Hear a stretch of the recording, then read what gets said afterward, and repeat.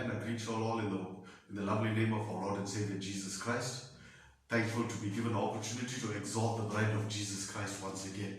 Amen. Can we take our scripture reading from the book of Mark, chapter 11, verse 23. The word says, "For verily I say unto you, that whosoever shall say unto this mountain, Be thou removed, and be thou cast into the sea, and shall not doubt in his heart," not in his mind, not in his intellect, not in his how much wisdom he's got, but in his heart. He mustn't doubt in his heart. That's what Jesus is saying. Doubt in his heart, but shall believe that those things which he hath said shall come to pass, he shall have whatsoever he said. Amen. Shall we close our eyes for the prayer? Dear Heavenly Father, we're so thankful for your word that you've given us as an encouragement, Lord.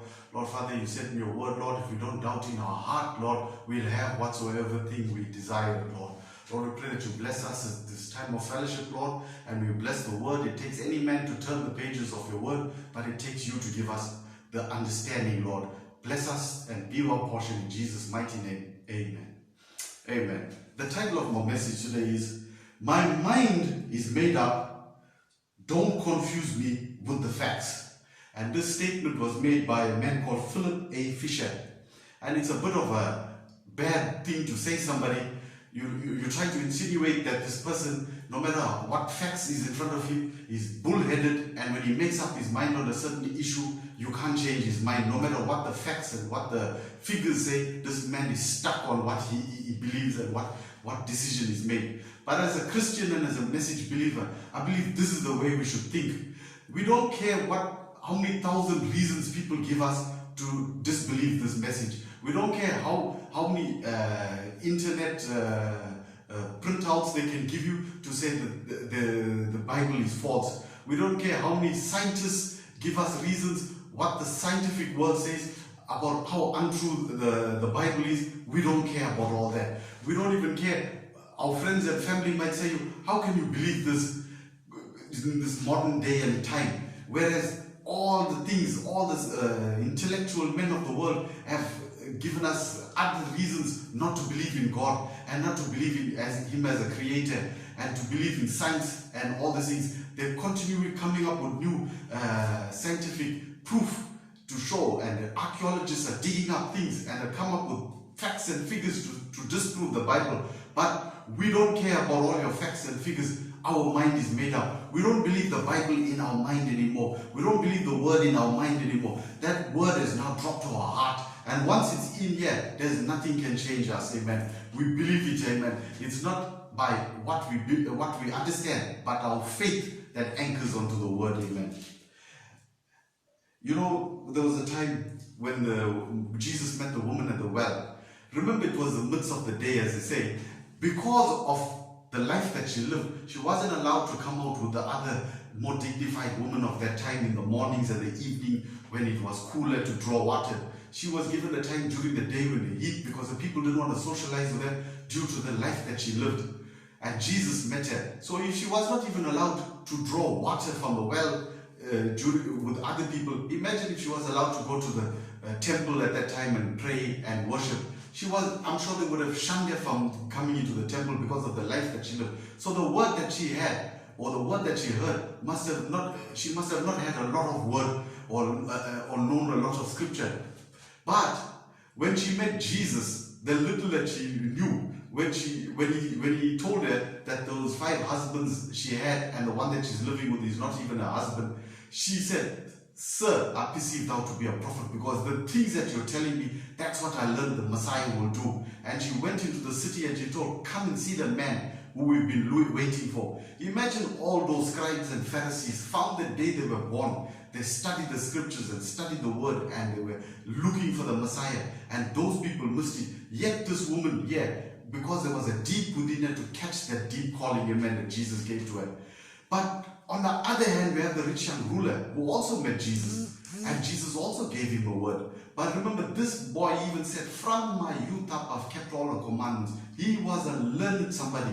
He had the word taught to him from the time he could understand. He was taught the word. But yet when Jesus came and gave him the word, he rejected it. 2 different people. One she didn't have the intellectual knowledge of the word, but when that word came straight, it struck into her heart and it changed her. Yet the rich young ruler who had all the knowledge of the word, taught from his youth up, but when Jesus spoke to him, he rejected the word. Amen. That's why we've already made up our mind. Don't confuse us with your facts, and don't confuse us with what the internet says and what the world says. We believe what the Bible says. Amen. Like even Nathaniel. Nathaniel only heard two statements from Jesus. Yet we would have said, how nice it would be to hear sermons upon sermons from Jesus. How nice it would have been to have the whole volumes of the word. But yet Nathaniel only heard two statements from Jesus. He said, there's an Israelite where there's no guile in him. And he said, I knew you when you were sitting under the tree and Philip came to speak to you.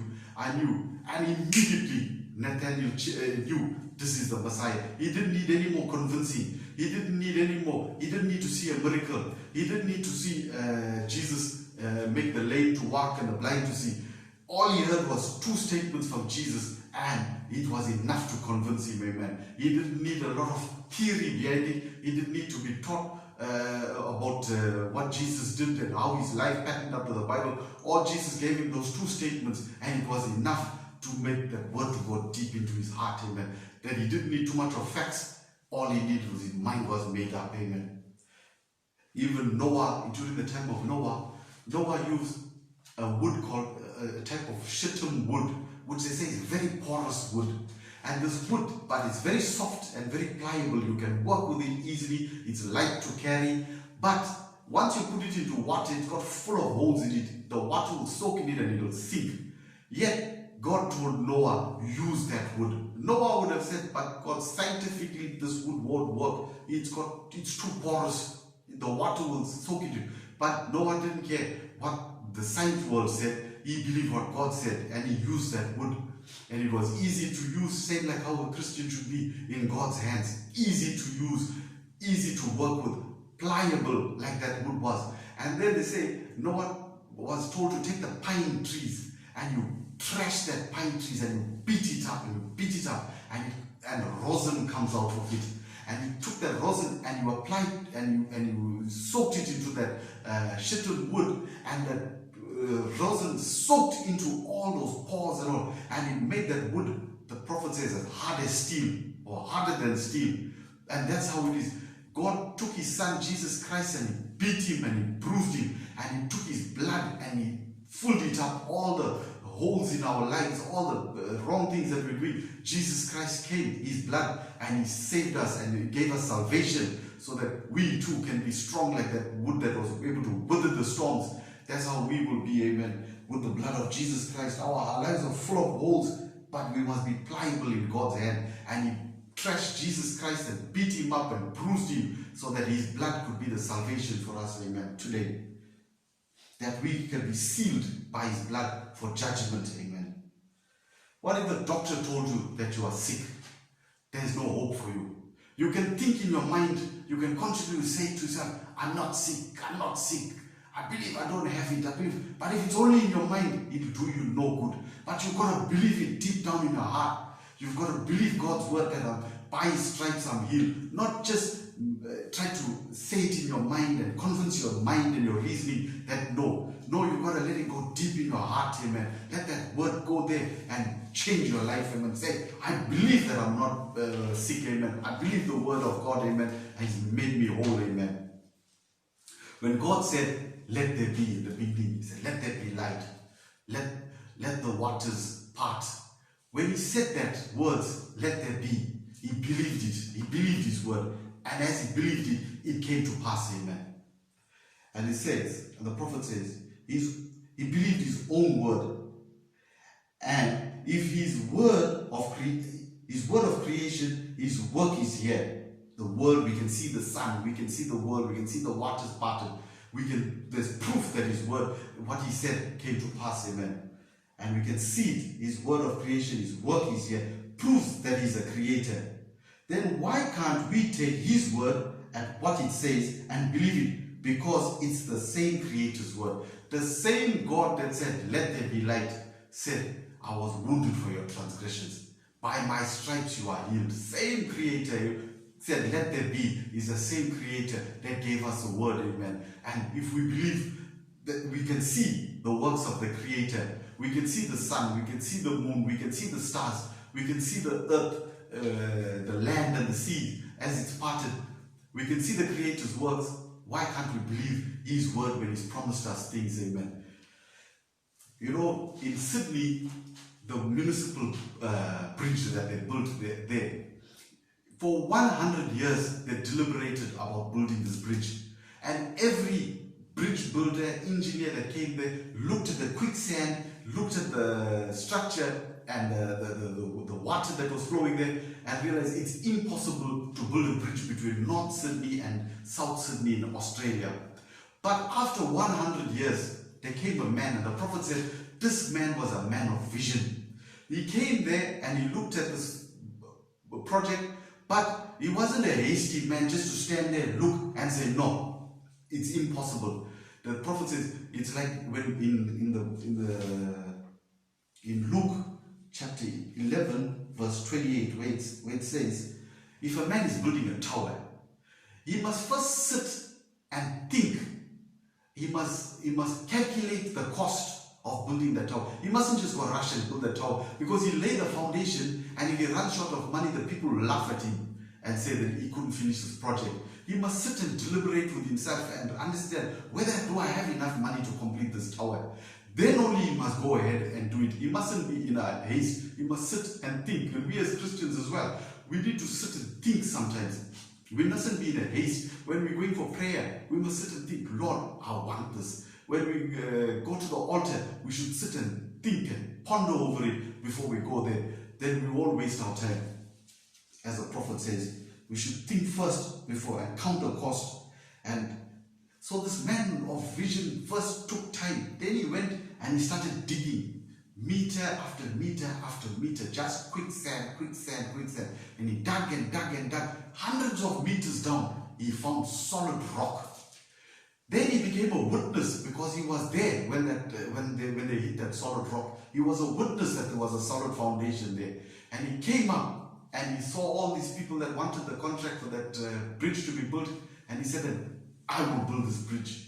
And all the other bridge builders and architects and engineers around the world started to laugh at him. They said, there's no way this bridge can be built. We've seen the quicksand.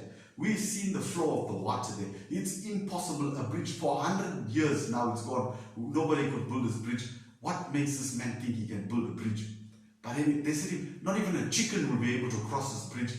That vibration of the chicken walking across the bridge will fall. But this man, he was a witness that there's solid rock under there.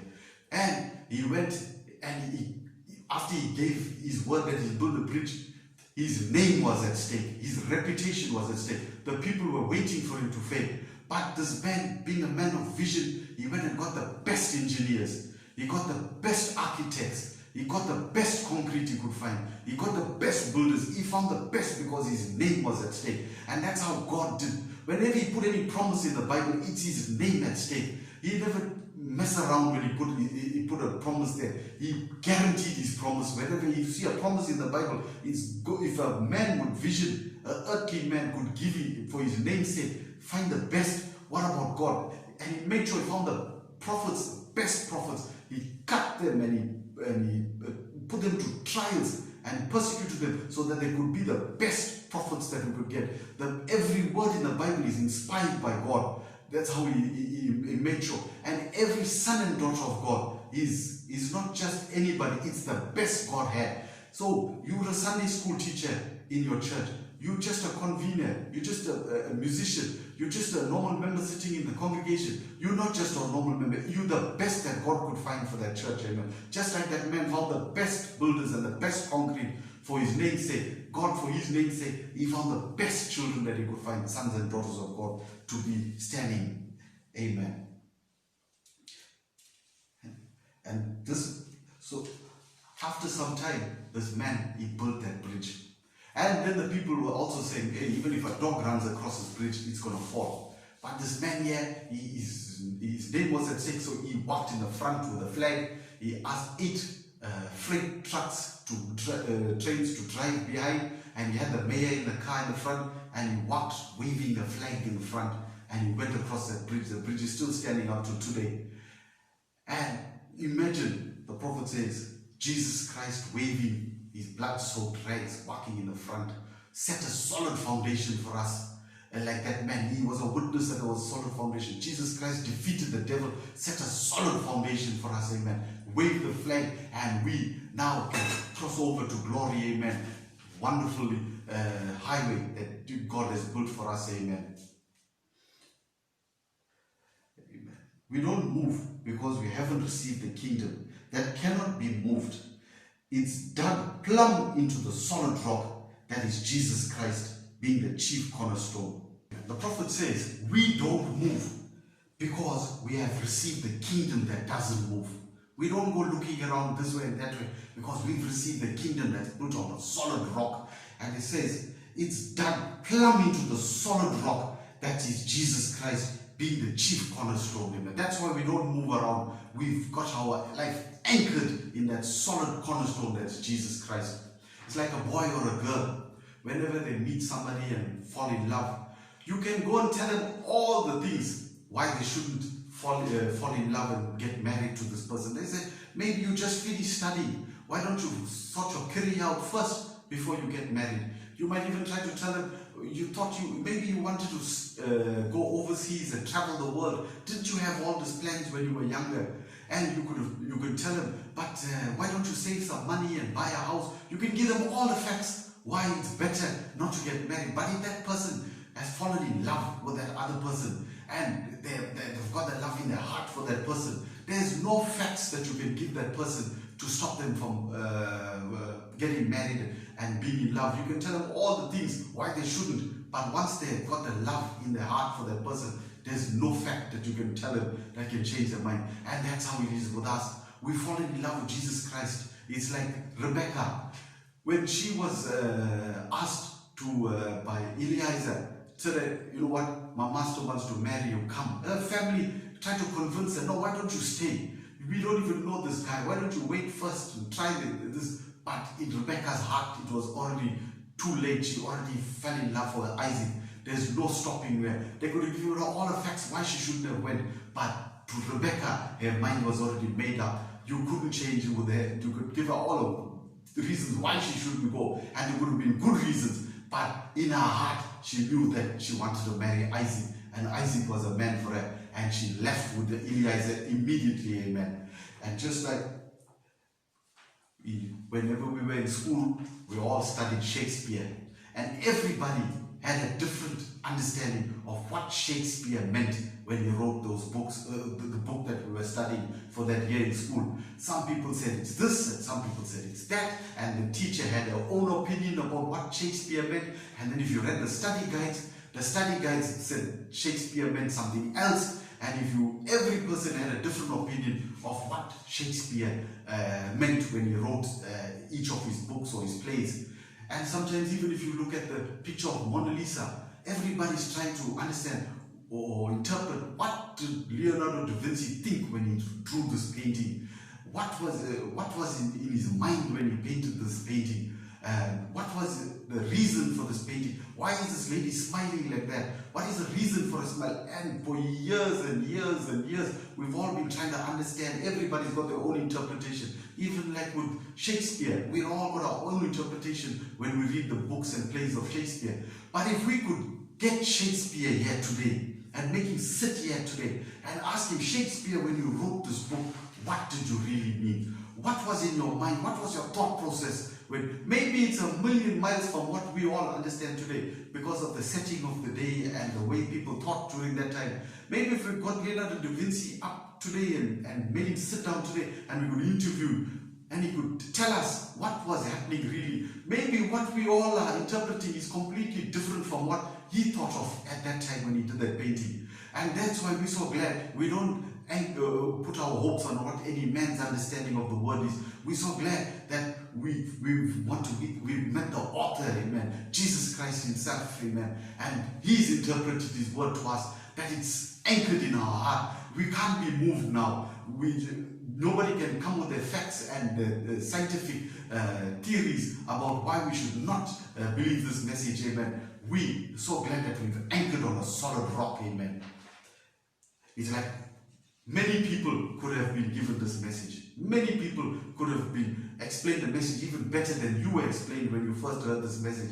But when you heard it, it was like a deep call into the deep. You didn't understand why. Why am I drawn to this message so much? Why, compared to all the other things spoken to me, and I've tried to understand other things, but this year, it was something that was meant for me all my life. It was a deep within you that caught on to that message, amen, like a deep call into the deep. Amen. In Malachi 4, verse 6, it says, turn the hearts of the fathers to the children, and the children turn the hearts of the children back to the father. Not fill them up with understanding. Not the seventh angel is not to Elijah when he comes back, is not to fill us with more intellectual and fill us with more theory, but it's what is to turn our hearts, amen. Our heart is where the word lies, amen. We should be trying to anchor and on that solid rock that nobody can change us. We won't be swayed around. That's what the prophet preached the message. Why are people so tossed about? We won't be tossed about.